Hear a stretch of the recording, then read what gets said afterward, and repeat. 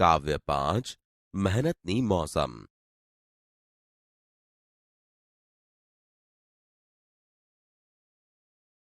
कवि परिचय। बाळ दोस्तों, મહેનતની મોસમ કાવ્યના કવિ શ્રી નાથાલાલ દવે છે। તેમનો જન્મ અમરેલી જિલ્લાના ભુવા ગામમાં 3 જૂન 1912માં થયો હતો। તેમનું મૃત્યુ 25મી ડિસેમ્બર 1993માં થયું હતું। કવિ શ્રી નાથાલાલ દવેએ શિક્ષણ ક્ષેત્રે શિક્ષક, આચાર્ય તેમજ શિક્ષણાધિકારી તરીકેની સેવાઓ આપી હતી। કાલિંદી, જાહ્નવી, અનુરાગ, પિયાબિન એમના કાવ્ય સંગ્રહો છે। નર્મમર્મ અને કટાક્ષ જનિત હાસ્યથી ગુજરાતી કવિતાને એમણે સમૃદ્ધ કરી છે। રમ્ય શબ્દચિત્રો, ભાવનું માધુર્ય, છંદો, ગેય ઢાળો પરનું માધુર્ય આ બધું જ એમની કવિતાની વિશેષતા છે।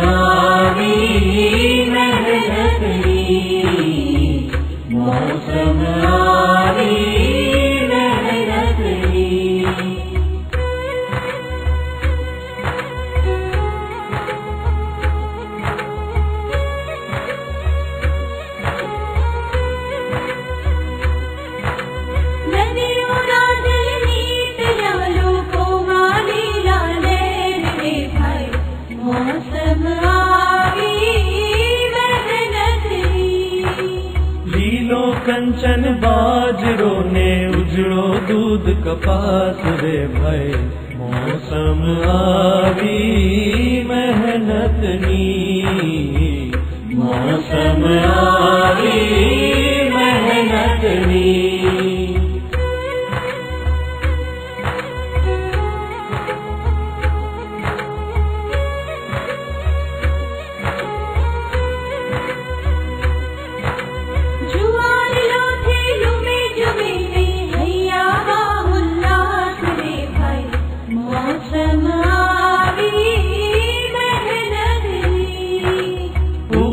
उजड़ा बुना कुंजड़ियूना किल्लोल रे भाई, मौसम आवी मेहनतनी, मौसम आवी मेहनतनी।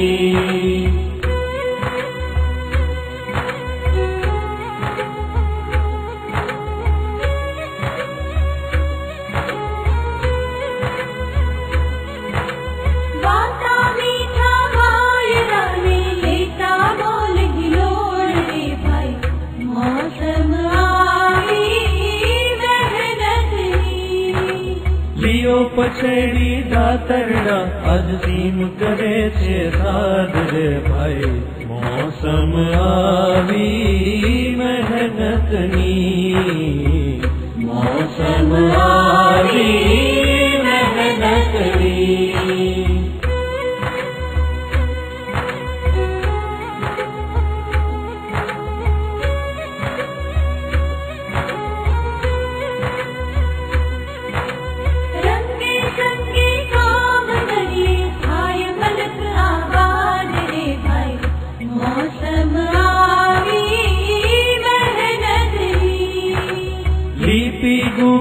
खड़ा करो लाओ ढगले ढगला धान रे भाई, मौसम आवी मेहनतनी, मौसम आवी मेहनतनी।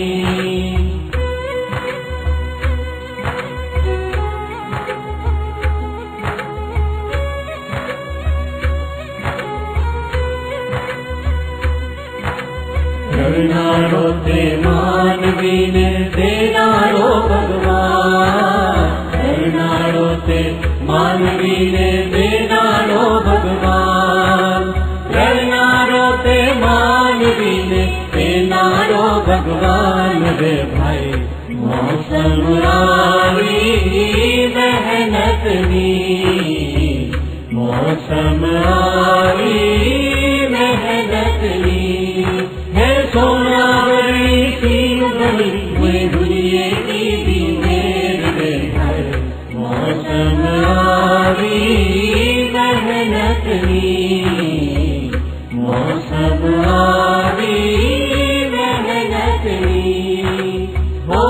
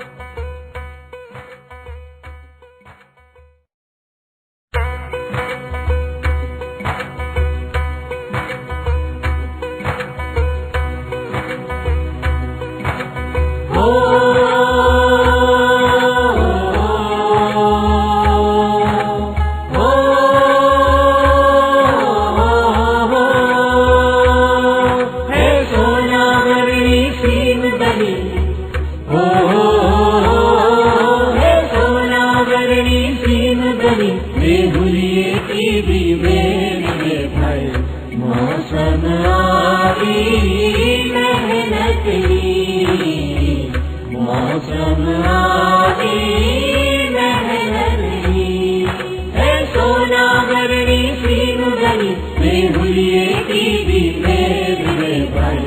मौसम आवी मेहनतनी, मौसम आवी मेहनतनी।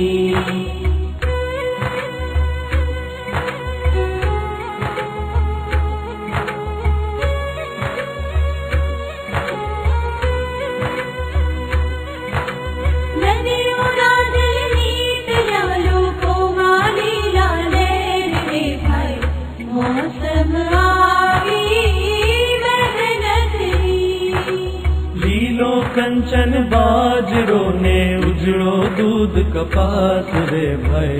मौसम आवी मेहनतनी, मौसम आवी मेहनतनी।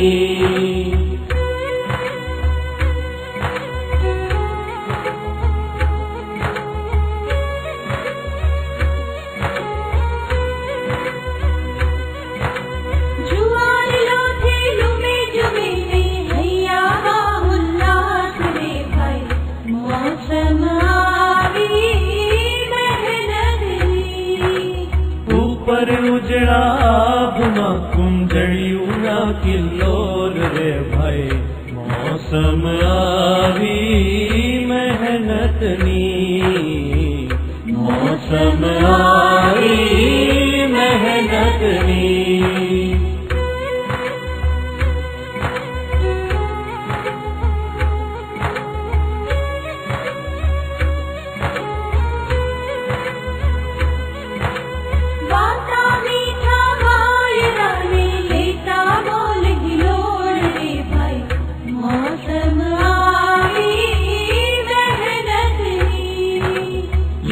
पछेड़ी दातरड़ा आज सीम करे छे साध रे भाई। मौसम आवी मेहनतनी, मौसम आवी मेहनतनी।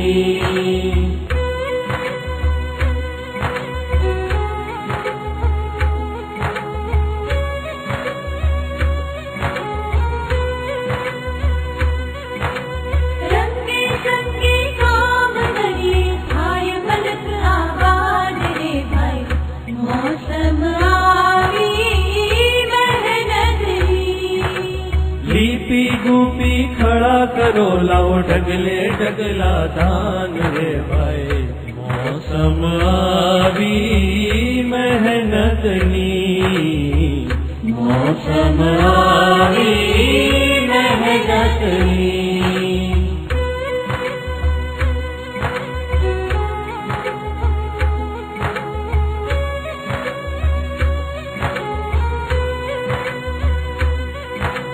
કરનારો તે માનવીને દેનારો ભગવાન, કરનારો તે માનવીને દેનારો ભગવાન, કરનારો તે માનવીને દેનારો ભગવાન રે ભાઈ. મોસમ આવી મહેનતની, મોસમ આવી મહેનતની. હે સોનાવરી સીમ બની, મેં ભૂલીએ કી મેર રે ભાઈ. મોસમ આવી મહેનતની, મોસમ આવી મહેનતની. હો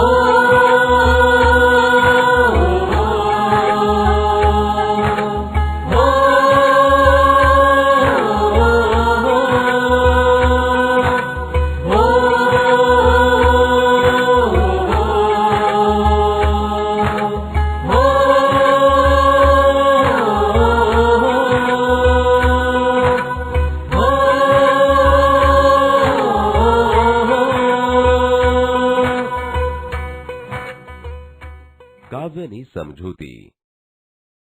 સોના વર્ણી સીમ બની, મેહુલીએ કીધી મહેર રે ભાઈ. મોસમ આવી મહેનતની, નદીઓના જલ નીતર્યા, લોકોમાં લીલા લહેર રે ભાઈ. મોસમ આવી મહેનતની. સમજૂતી. કવિ શ્રી નાથાલાલ દવે કહે છે, ચારે બાજુએ વરસાદે મહેર કરી છે, તેથી આખીએ સીમ સોના જેવા રંગવાળી થઈ ગઈ છે. હે ભાઈ, એટલે કે હે ખેતી કરતા સહો ભાઈઓ, હવે મહેનત કરવાની મોસમ આવી છે. લીલો કંચન બાજરો ને ઉજળો દૂધ કપાસ રે ભાઈ. મોસમ આવી મહેનતની. સમજૂતી. કંચન એટલે સોનું. અહીં કવિ તૈયાર થયેલા બાજરીના પાકને સોના સાથે સરખાવે છે, અને કપાસ પણ જાણે દૂધ જેવો ખેતરોમાં ઉગ્યો છે. જુવાર લોથે લૂમે ઝૂમે ને હૈયામાં હુલ્લાસ રે ભાઈ. મોસમ આવી મહેનતની. સમજૂતી. જુવારના કણસલા લુમખાભેર ઝૂમી રહ્યા છે. દરેક ખેડૂતના હૈયામાં આ પાક જોઈને આનંદ અનુભવે છે. આમ કવિ અહીં એમ કહે છે કે ભાઈ મહેનત કરવાની મોસમ આવી છે. ઉપર ઉજળા આભમાં કુંજળિયુંના કિલ્લોલ રે ભાઈ. મોસમ આવી મહેનતની. સમજૂતી. ખેતર ઉપરના ઉજળા આકાશમાં કુંજ પંખીઓ કિલ્લોલ કરે છે. વાતા મીઠા વાયરા ને લેતા મોલ હિલોળ રે ભાઈ. મોસમ આવી મહેનતની. સમજૂતી. મીઠા પવન વાય છે અને એમાં પાક હિલોળા લે છે. ભાઈ મહેનત કરવાની મોસમ આવી છે. લિયો પીછેડી દાતરડા આજ સીમ કરે સાદ રે ભાઈ. મોસમ આવી મહેનતની. સમજૂતી. ખેતરમાં પાક તૈયાર થયો હોવાથી પાક લણવા માટે દાતરડા અને પાક બાંધવા માટે પછેડી લો. રંગે સંગે કામ કરીએ થાય મલક આબાદ રે ભાઈ. મોસમ આવી મહેનતની. સમજૂતી. સૌ સાથે મળીને ઉમંગ ઉત્સાહથી મહેનત કરીએ, જેથી આપણો મલક આબાદ થાય. ભાઈ મહેનત કરવાની મોસમ આવી છે. લીપી ગૂપી ખડા કરો, લાવો ઢગલે ઢગલા ધાન રે ભાઈ. મોસમ આવી મહેનતની. સમજૂતી. લીપી ગૂપીને ખડા તૈયાર કરો, ત્યાં ઢગલે ઢગલા ધાન લાવો. હે ભાઈ મહેનત કરવાની મોસમ આવી છે. રળનારો તે માનવી ને દેનારો ભગવાન રે ભાઈ મોસમ આવી મહેનતની. સમજૂતી, મહેનત કરીને રળનારો માણસ છે ને દેનારો ભગવાન છે. હે ભાઈ, મહેનત કરવાની મોસમ આવી છે. મિત્રો, હવે આપણે કવિતાની અધૂરી પંક્તિઓ પર ક્લિક કરો અને ગાઓ. એ કાવ્ય પંક્તિઓ આપણે જોઈએ. તમારે એકમ કસોટીમાં અથવા સત્રાંત પરીક્ષામાં આ 4 થી 5 માર્ક્સનું આ એક પ્રશ્ન પૂછાય છે. આપણે જોઈએ. હવે એના માટે તમને આ કવિતા કંઠસ્થ કરવી પડશે, તો જ તમને આ અધૂરી કાવ્ય પંક્તિઓ લખવાનું ફાવશે. એટલે કાવ્ય કંઠસ્થ કરી લેજો. આપણે કાવ્ય પંક્તિઓ જોઈએ. સોના વર્ણી સીમ બની, પછી અહીંયા આવશે મેહુલીએ કીધી મહેર રે. ભાઈ મોસમ આવી મહેનતની. નદીઓના જલ નીતર્યા, લોકોમાં લીલા લહેર રે. ભાઈ મોસમ આવી મહેનતની. એવી રીતે કાવ્ય પંક્તિ પૂર્ણ કરવાની હશે. આપણે આગળની કાવ્ય પંક્તિ જોઈએ. લીલો કંચન બાજરો ને ઉજળો દૂધ કપાસ રે. જુવાર લોથે લૂમે જુમે ને હૈયામાં ઉલ્લાસ રે. ત્યારબાદની કાવ્ય પંક્તિ આપણે જોઈએ. લીયો પછેડી દાતરડા, આજ સીમ કરે છે સાદરે. રંગે સંગે કામ કરીએ, થાય મલક આબાદ રે. એના પછીની કાવ્ય પંક્તિ જોઈએ. લીંપી ગૂંપી ખડા કરો, લાવો ડગલે ડગલા ધાન રે. રણનારો તે માનવી ને દેનારો ભગવાન રે. ભાઈ મોસમ આવી મહેનતની. આવી રીતે કાવ્ય પંક્તિઓ પૂર્ણ કરવાની હોય છે. આગળ વધીએ. આપણે શબ્દ સમજૂતી જોઈએ. સોનાવરણી એટલે સોના જેવા રંગવાળી. મોસમ એટલે ઋતુ. નદીઓ એટલે નદીઓ. નીતર્યા એટલે ચોખા. લીલો કંચન એટલે સુવર્ણ લીલો, તાજો અથવા સોના જેવો મૂલ્યવાન. લોથો એટલે જુવારનું કણસ. ઉલ્લાસ એટલે ઉલ્લાસ, કશુંક ગમતું માણવાનો સમૂહનો તરવરાટ. કુંજળિયું એક પ્રકારના પક્ષીનું નામ કુંજળી. કિલ્લોલ આનંદ. હિલ્લોળ એટલે ઝૂલવું તે. પછેડી ઓઢવા, પાથરવા, પાક બાંધવા માટે વપરાતું ચાદર જેવું જાડું કપડું. દાતરડા પાક કાપવા, લણવા માટેના ઓજાર. મલક એટલે પ્રદેશ. ખડા એટલે કણસલા ગુંદીને કે જોડીને અનાજ કાઢવાની જગા. રડનારો, કમાનારો. ત્યારબાદ શબ્દ પરથી વાક્યો બનાવો. શબ્દ આપેલું છે સોનાવરણી. આપણે એનું વાક્ય જોઈએ. અહીં 3 વાક્યો બનાવીને આપેલા છે. પહેલું વાક્ય છે અમારી જમીન સોનાવરણી લાગે છે. પછીનું વાક્ય છે અમે સોનાવરણી ધરતીને જોઈને ખુશ છીએ. ત્યાર પછીનું વાક્ય છે ઘઉંનો સુકાયેલો ઊભો પાક સોનાવરણો લાગે છે. ત્યાર પછીનો આપણે શબ્દ જોઈએ મોસમ. વાક્ય જોઈએ આજે મોસમમાં ઠંડક લાગે છે. મોસમ બદલાતા વરસાદ શરૂ થઈ ગયો છે. હાલમાં ભેજવાળી મોસમ છે. બાળ દોસ્તો, તમારી વર્કશીટમાં શબ્દ પરથી વાક્યો બનાવો. વિદ્યાર્થી મિત્રો, હવે આપણે વિચાર વિસ્તાર જોઈએ. કાવ્ય પંક્તિ આપેલી છે, એનો વિચાર વિસ્તાર કરવાનો છે. કાવ્ય પંક્તિ છે સોના વર્ણી સીમ બની મેહુલે કીધી મહેર રે ભાઈ મોસમ આવી મહેનતની. એનો પહેલા વિચાર જોઈએ અને પછી એનો વિસ્તાર કેવી રીતે કરવાનો તે જોઈએ. આ કાવ્ય પંક્તિમાં વિચાર જે રજૂ થયો છે તે આ પ્રમાણે છે. ચારે બાજુ વરસાદે મહેર કરી છે. આખી સીમ સોનાવરણી બની છે.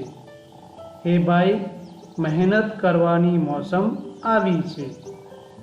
હવે આપણે એને કેવી રીતે વિસ્તારવું તે જોઈએ. વિસ્તાર. ખેડૂત ઉનાળાના ધોમધખતા તાપમાં મહેનત કરીને ખેતર તૈયાર કરે છે. એ પછી ચોમાસું આવતા ખેતરમાં બિયારણ, ખેડ, નિંદામણ, દવા છાંટવી, પાણી વાળવું એ બધા કામ કરે છે. ખેડૂતની આ મહેનતમાં આ વર્ષે વરસાદે પણ સાથ આપ્યો છે.